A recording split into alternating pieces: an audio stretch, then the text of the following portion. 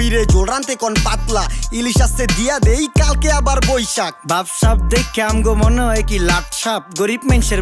আসসালামু আলাইকুম এভরিওয়ান, আশা করি সব ভালো আছেন। আজকে গেছিলাম গিয়া আটি লন্ডন ফিশ বাজার। কই ফ্রিজও খালি বড় মাছ তে গিয়া তোরা ছোটো মাছ লই আই।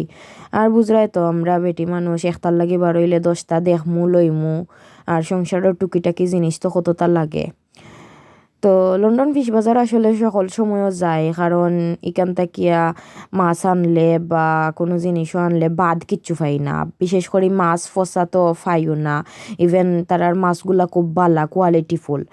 দাম একটু বেশি নিলেও গুণও ভালো আছে। দাম জেলান খামলান আর কি কথা এক কথায় বাট্টি।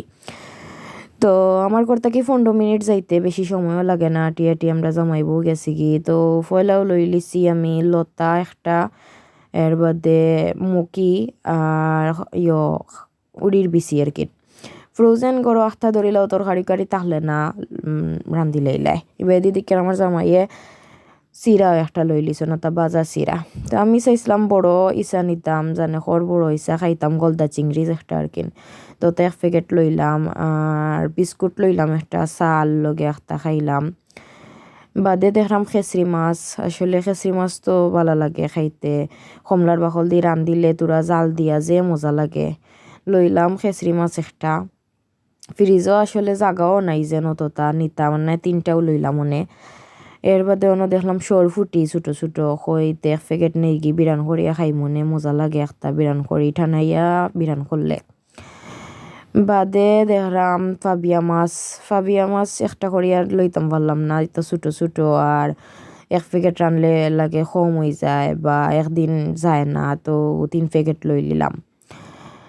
আর বাদে দেখলাম এখানে বড় মাছ তারা আর কই আপনারা দেখায় অনেক অনেক জাত বড় মাছ আছে।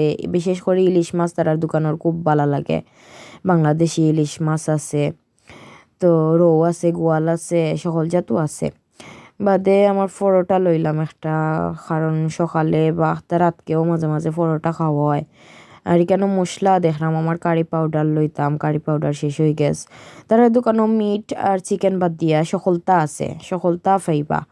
তো বাদে আর কি তা পে করি লইলাম, পে করিয়া জমাইবো আইলাম আটি। আর তো কিচ্ছু করার নাই। তো সকল যাইবা লন্ডন ফিশ বাজার, তার সার্ভিসও খুব ভালো আছে আর জিনিসপত্রও খুব ভালো।